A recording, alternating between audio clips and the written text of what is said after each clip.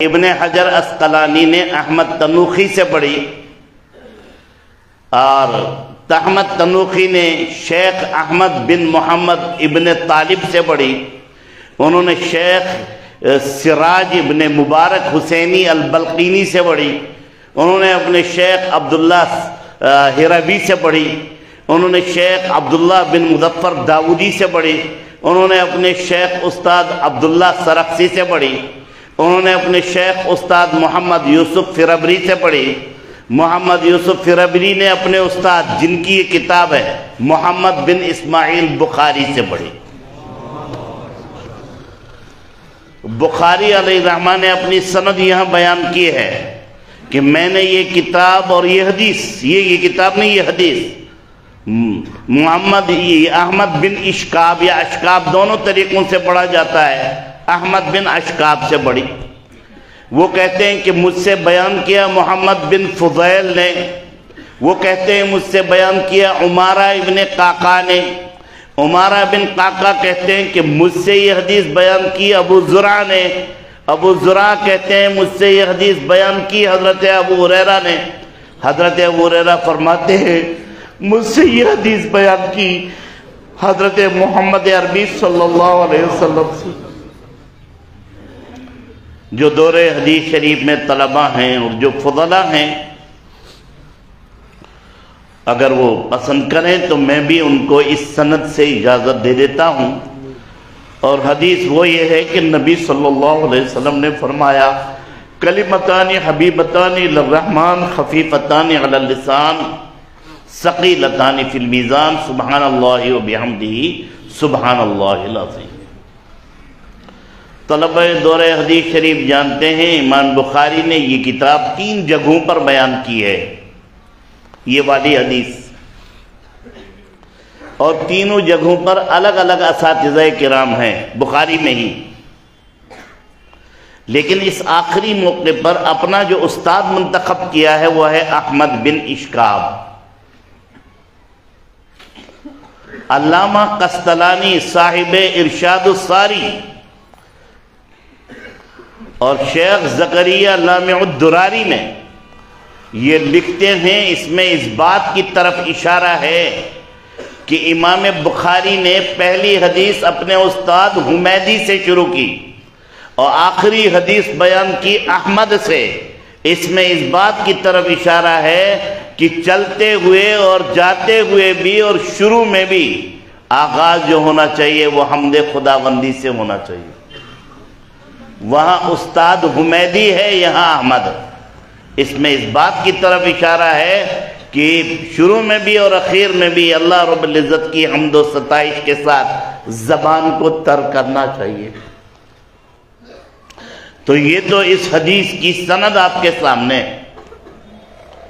وہیں پر یہ بھی لکھا ہوا ہے کہ امام بخاری نے یہ جو باب قائم کیا ہے یہ دراصل کتاب التوحید کا آخری باب ہے، اور آخر میں انہوں نے کتاب التوحید آخری باب قائم کیا، آخری کتاب قائم کی. اس کتاب کے تحت میں 58 باب ہیں. اس میں سے 58واں باب باب قول اللہ تعالی وَنَضَعُ الْمَوَازِينَ الْقِسْطَ لِيَوْمِ الْقِيَامَةِ ہے. اور ان 58 بابوں میں سے ہر باب میں کوئی نہ کوئی نقطہ بیان کیا ہے یا کسی نہ کسی فرقہ ضالہ اور فرقہ باطلہ پر تردید بھی کی.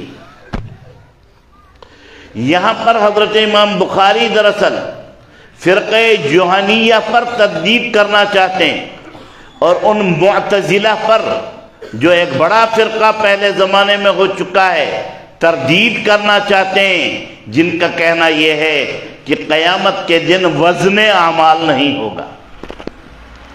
جو کیا کہنا چاہتے ہیں کہ قیامت کے دن وزن اعمال ہوگا.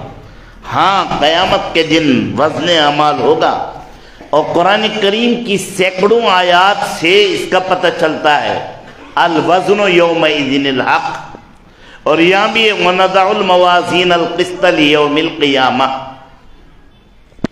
اور القاریات میں فَأَمَّا مَنْ خَفَّتْ مَوَازِينُهُ فَأُمُّهُ هَاوِيَةٌ، اور کہیں وَأَمَّا مَنْ ثَقُلَتْ مَوَازِينُهُ، کیا ہے آگے؟ فَهُوَ فِي عِيشَةٍ رَاضِيَةٍ۔ تو ناممکن ہے کہ پروردگار عالم نے صراحتاً قرآن کریم میں کوئی لفظ کہا ہو اور اس کا کوئی صریحی معنی ہو اور ہم اس کو الٹے معنی پہنا دیں۔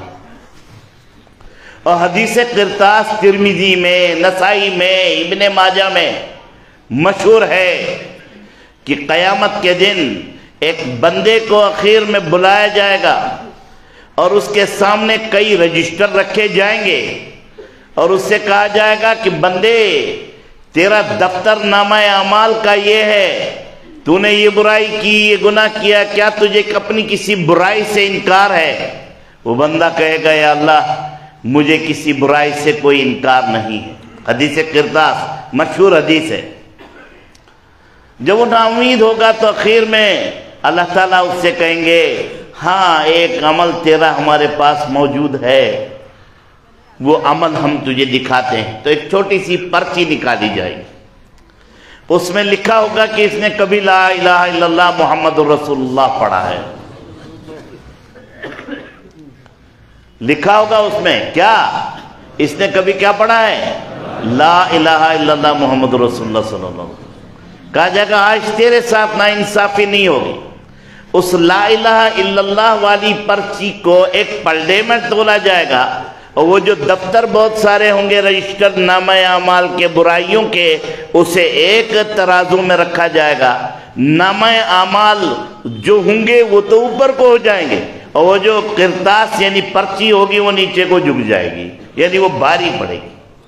پھر نبی صلی اللہ علیہ وسلم فرماتے ہیں اللہ کے نام کے سامنے دنیا و ما فیہا اور جو کچھ ہے وہ سب ہلکے اور پھلکے ہوں گے اور اس کی وجہ سے اس کی بخشش ہوگی۔ آپ بھی اللہ کا شکریہ ادا کرو کہ اللہ نے بن مانگے بنا استحقاق کے ہم سب کو کلمہ طیبہ لا الہ الا اللہ محمد رسول اللہ دیا۔ نہ ہماری برادریاں دیکھی، نہ ہمارے چہرے مورے اور شکلیں دیکھی، نہ ہمارے کپڑے لتے دیکھے، نہ یہ دیکھا یہ میدان میں رہتا ہے یا پہاڑ پر رہتا ہے، بس اللہ نے اپنا فضل کرنا تھا اور سوچا کہ ان کو کلمہ طیبہ دینا چاہیے۔ دنیا میں آج کھرب پتیوں کی، ارب پتیوں کی اور کروڑ پتی تو چاروں طرف پھر رہے ہیں، کوئی کمی نہیں ہے، لیکن اگر کوئی کمی ہے تو ان کے پاس یہ کلمہ نہیں۔ آپ خوش ہو جاؤ، آپ کے پاس ممکن ہے مکان نہ ہو، آپ کے پاس ممکن ہے کہ گھر چلانے کے لیے بھرپور پونجی نہ ہو سکتا ہے کہ آپ کے پاس بھرپور طریقے سے کپڑے لتے نہ ہوں، لیکن اللہ نے اپنے فضل و کرم سے اور نبی کے صدقے سے یہ لا الہ الا اللہ محمد رسول اللہ صلی اللہ علیہ وسلم آپ کو عطا کر رکھا ہے، جس کے نتیجے میں اللہ رب العزت نے آپ کو سرخرو کر رکھا ہے۔ اور تو اور قاری جمال صاحب اس کلمے میں عجیب و غریب بات ہے، ساتھ ہی کلمے لا الہ الا اللہ محمد رسول اللہ، کتنے کلمے ہوئے؟ 7۔ اور جہنم میں بھی 7 ہی دروازے ہیں، لہا 7 ابواب، قرآن کریم میں موجود ہے کہ جہنم کے 7 دروازے ہیں۔ اللہ گواہ ہے جس نے ایک بھی کلمہ پڑھا اس کے لیے جہنم کا ہر دروازہ بند ہو جائے گا۔ عجیب و غریب اتفاق ہے کہ 7 کے عدد کو انسانی زندگی کے ساتھ بڑا واسطہ ہے۔ جنتیں بھی صحیح قول کے مطابق 7 ہی ہیں، جنات الفردوس، جنت المأوى، جنات النعیم، دار القرار، کیا ہے دار الاقامہ اور جنات عدن، یہ سب 7 ہی ہیں۔ جنتی بھی 7، جہنم میں بھی 7، کلمے میں بھی 7 ہی کلمات ہیں، آسمان بھی 7، زمینیں بھی 7، انسان کو جو بنایا گیا ہے اس میں دور بھی 7۔ اور حدیث انہوں نے اسی سال پڑھی ہوگی، اکرموا عمتکم النخلہ، کہ اپنی پھوپھی کھجور کا اکرام کرو۔ کیوں ہے یہ اپنی پھوپھی کھجور کا اکرام کرو؟ اس لیے کہ آدم کو جب بنایا گیا تھا تو تھوڑی سی مٹی بچ گئی تھی اور وہ مٹی زمین پر ڈال دی گئی، اس سے کھجور پیدا ہوا، اس لیے انسان سے کھجور کو بڑی مناسبت ہے۔ جلالین صفحہ نمبر 121، हाशिया नंबर 29 में लिखा है कि खजूर के अंदर 7 दर्जे पैदा होते हैं, उसका मजमुआ है ताबा ज़बरत। क्या मजमुआ है उसका? तौ से मुराद है सबसे पहले तलहुन आता है, फिर दूसरे नंबर पर इगरीज आता है, फिर तीसरे नंबर पर आता है बुलहुन, फिर उसके बाद ज़हवन ज़बरत, फिर उसके बाद बुसरुन, फिर उसके बाद रुतबुन, फिर उसके बाद तमरुन। उसका मजमुआ है ताबा ज़बरत। क्या मजमुआ है उसका? यही हाल इंसान का है। पहले नुत्फा है, फिर मुज़गा है, फिर अलका है, फिर जनीन है, फिर वलद है, फिर शाब है, फिर कहल है, और फिर बुढ़ा है, और फिर कब्र है। ये 7 दर्जे इंसान पर भी तारी होते, इसलिए इंसान को खजूर के साथ बड़ी मुनासबत। तो आसमान 7, जमीन 7, जन्नतें 7, दोज़ख 7, जन्नत का ये कलमे के 7 कलिमात, इंसान के दौर 7, खजूर के दौर 7, तवाफ के चक्कर 7, सफा मरवा के चक्कर 7, और शैतान को कंकर मारने हैं 7, हफ्ते में दिन है 7, तो 7 को इंसानी दुनिया में बड़ी मुनासबत। इसलिए मेरे भाइयों, ला इलाहा इल्लल्लाह की तजदीद करो, पढ़ो ला इलाहा इल्लल्लाह मुहम्मदुर रसूलुल्लाह सल्लल्लाहु अलैहि वसल्लम। तो अल्लाह ने बिन मांगे ये दौलत हमें दी है। इस दौलत पर जितना हम अल्लाह का शुक्रिया अदा करें, खुदा गवाह कम है। आप देखिए बिलाल हबशी के पास क्या है, 2 कपड़े भी नहीं है। हजरत उमैर रज़ी अल्लाह तआला अन्हु का जब कफनाया गया, तेज हो रही है, जब दफनाया जा रहा था, हदीस में आता है चादर थी एक, तो जब सर की तरफ खींचते तो पांव खुले रहते, पांव की तरफ खींचते तो सर खुला रहता। नतीजा ये हुआ कि नबी सल्लल्लाहु अलैहि वसल्लम ने फरमाया, उज़्कुर घास, जिससे दुबड़ा कहते हैं और कश्मीरी में द्रमुन कहते हैं उसको, कशिर चेत वारिया बूझो तचमना कशिर पर द्रमुन, और दुबड़ा उसे उर्दू जुबान में कहते हैं। वो दुबड़ा फिर पांव पर डाला गया। ये उनकी दुनिया थी, लेकिन आज जन्नत में है, मजे से हैं। हम और आप क्या गारंटी ले सकते हैं अपनी? दुनिया में खरबपति अरबपति हैं, दुनिया उनके आगे पीछे फिर रही है, लेकिन उनके पास कलिमा नहीं है। आपके पास है अल्हम्दुलिल्लाह, हमारे पास भी है अल्हम्दुलिल्लाह। इसलिए मेरे भाइयों, बहुत सारे लोग जमा हुए हैं, हदीस का तो तर्जमा हो ही जाएगा, लेकिन हमें सबको बहरहाल अपनी ज़िंदगी जो कट गई है, उस कटी हुई ज़िंदगी के सिलसिले में कभी गौर करना चाहिए कि वो ढंग से भी कटी या नहीं। अगर नहीं कटी है तो उसके सिलसिले में कुछ जतन भी करना चाहिए। मान लो हमारे पास मकान ना हो और बच्चे भी हों, बीवी भी हों, तो हम क्या करते हैं? जतन करते हैं, कोशिश करते हैं कि नहीं करते? ईद आ रही हो मसलन, घर में तकाजा हो बच्चों का, जी अब्बा जी मुझे कपड़े दो, मुझे वो दो, मुझे ये दो, तो जतन करता है आदमी कि नहीं? तो जब वो आदमी अपने बच्चों के लिए, दुनिया के रखरखाव के लिए जतन करता है, तो अपनी आखिरत के लिए जतन क्यों नहीं करता? तो उस जतन के लिए इंसान जो है कोशिश करता रहे और उसमें लगा रहे। अच्छा, कोई नहीं ये कह सकता अंबिया अलैहिमुस्सलाम के अलावा मुझसे गुनाह नहीं हुआ। गुनाह हर कसो नाकस से होता रहता है, और हुआ है गुनाह लोगों से।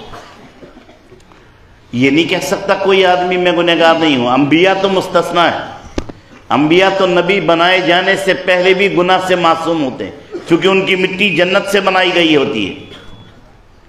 उनका जो मुजस्समा बनाया गया है वो जन्नत की मिट्टी से, इसलिए गुनाह पर वो कादिर ही नहीं।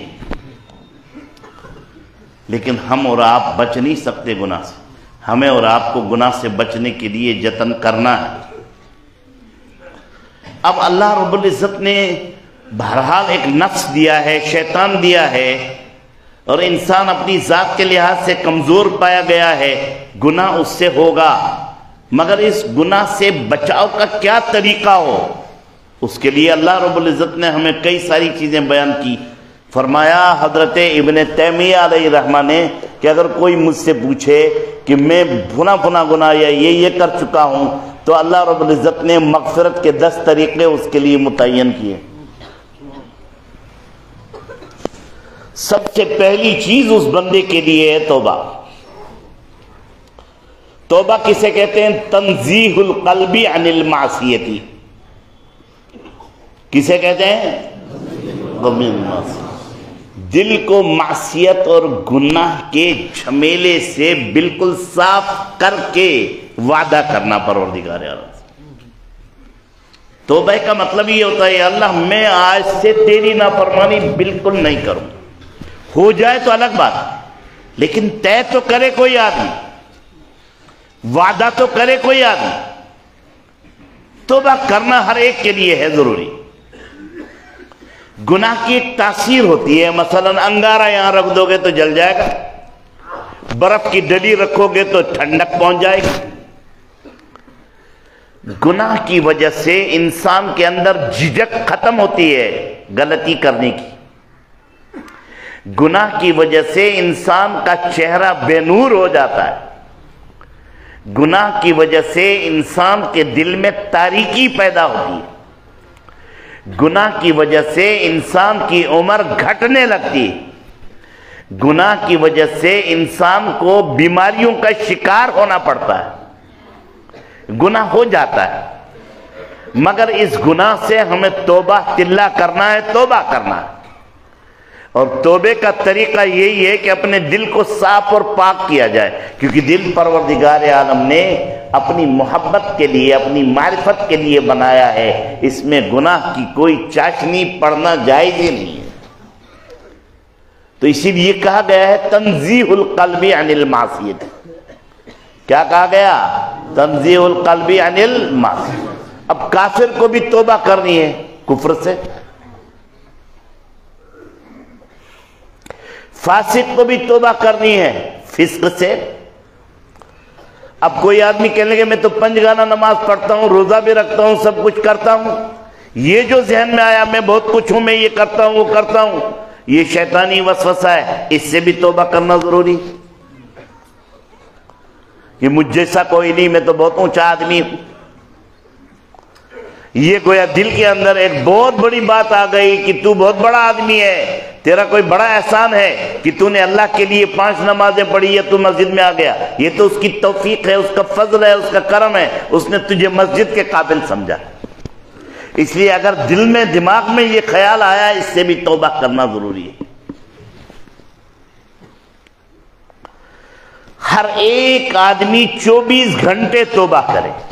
نبی کریم صلی اللہ علیہ وسلم کو دیکھیں، فَسَبِّحْ بِحَمْدِ رَبِّكَ وَاسْتَغْفِرْهُ إِنَّهُ كَانَ تَوَّابًا۔